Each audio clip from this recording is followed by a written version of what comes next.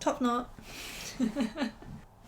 Hi, so me and my friends are a big bunch of nerds, so we formed like a little bookish squad and we went out across London on a bookshop crawl. All of the bookshops we visited were independent bookshops and it's a mix of secondhand and newer books. Our first stop was Walden Books, which is just a 5-minute walk from Kentish Town West Station.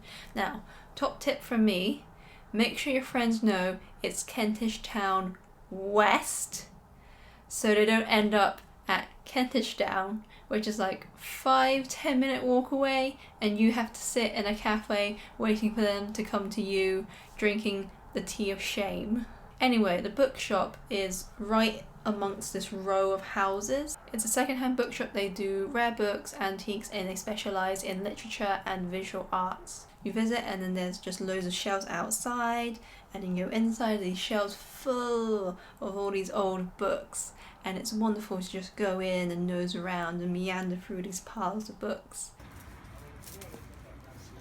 Oi, Julia! Inception. I picked up this, which is the London Bookshop Map, 116 independent bookshops, which will be really great for planning the next book tour. It's got the addresses of places inside, it's got a little poem on the back. I think you unfold it, and oh! Whoa!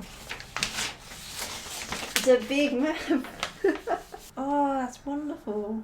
This is a really nice little thing to have. I'm happy with that. Next we walked to Camden Market, which is literally just like 10 minutes away, and we went into the Black Gull bookshop. It's really good for fiction. You go in and there's all these like wooden floorboards and wooden shelves, and they're just crammed full of secondhand books. Guys, I found the best section. I really love secondhand bookshops because like I don't like buying on Amazon because it's kind of killing the book industry, but sometimes new books are just expensive and I can't always afford them. So it's really nice to go into secondhand bookshops and pick up something for a little bit cheaper. And also I really like the experience of just browsing, so like you're actually going through shelves, looking at them, pulling out titles that look interesting or things that you really like that you don't own. Whereas with newer bookshops, it's kind of more like you go in with a mission to like find a certain book. And with secondhand bookshops, you are just seeing what happens. Whilst we were in the Black Gull bookshop, a little robin flew in, and apparently he's a regular. Like he visits all the stores nearby, and he was quite chilled. He was just hanging out on the bookshelves. I got 2 books from that store. I got Twist of Gold by Michael Morpurgo. This is my favourite Morpurgo book. He's one of my favourite authors. I read a lot of his work when I was younger. This is the one that stuck to me the most, and I just love it. It's about these 2 Irish children who are fleeing the potato famine in Ireland, and they're leaving for America trying to find their father. And it is, oh, it's so beautiful. It's such a beautiful story. It's just, like, his writing is always just so stunning. He's the one who wrote Private Peaceful and he wrote War Horse, but I love this book so much, and it's been like over 10 years since I read it, so I'm really looking forward to reading that again. And the second book I got was The Greek Myths, Story of the Greek Gods and Heroes Vividly Retold, and it's by Robin Waterfield and Catherine Waterfield. I write a lot myself, and it's always good to have a solid knowledge of A, biblical stories, B, Greek and Roman myths, and just myths in general, and just like these old stories that everyone knows, because then it's good to like be able to reference things when you write. That's just what I think is useful.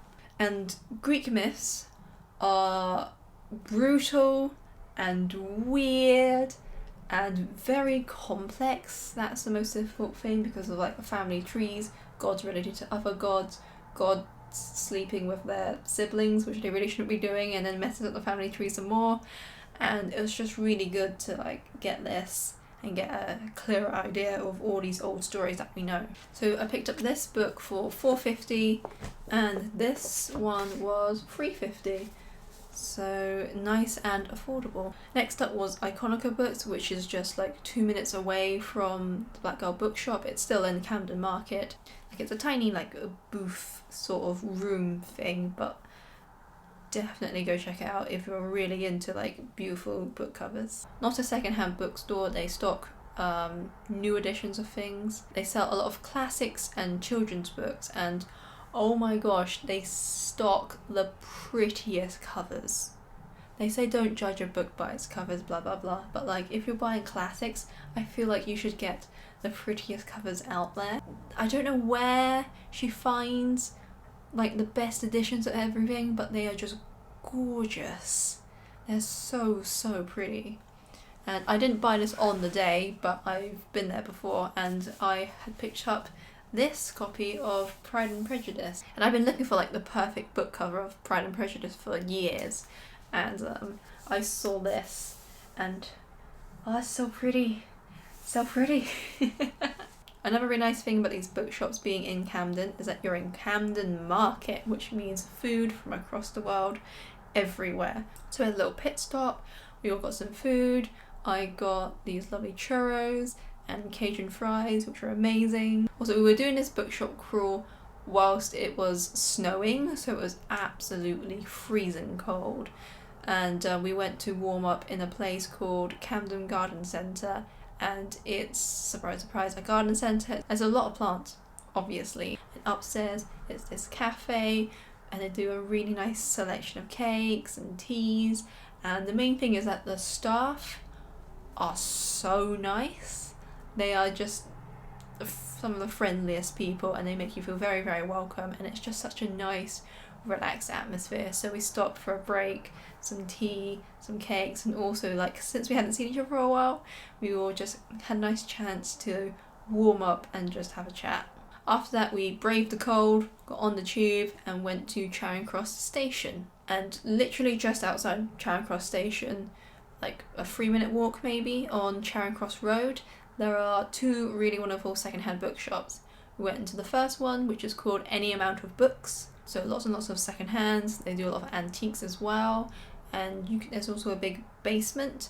And again, it's floor to ceiling shelves full of books. It's a nice place to browse and get lost in amongst the books. After that, we went to Henry Pord's. I think that's how you pronounce the last name. You go in, and on one side of the shop, it's antique books and like first edition stuff. And on the right hand side, it's the more modern paperbacks and fiction and art books. The shop also has an excellent Agatha Christie section. You walk in and then you immediately turn around right next to the door.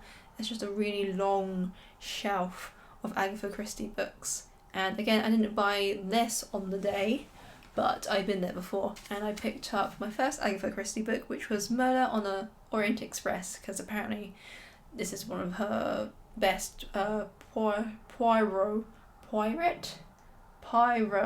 one of the best detective books out there, and I've read it and I did really enjoy it. Also, this book, it was only £3, so you know, pretty decent.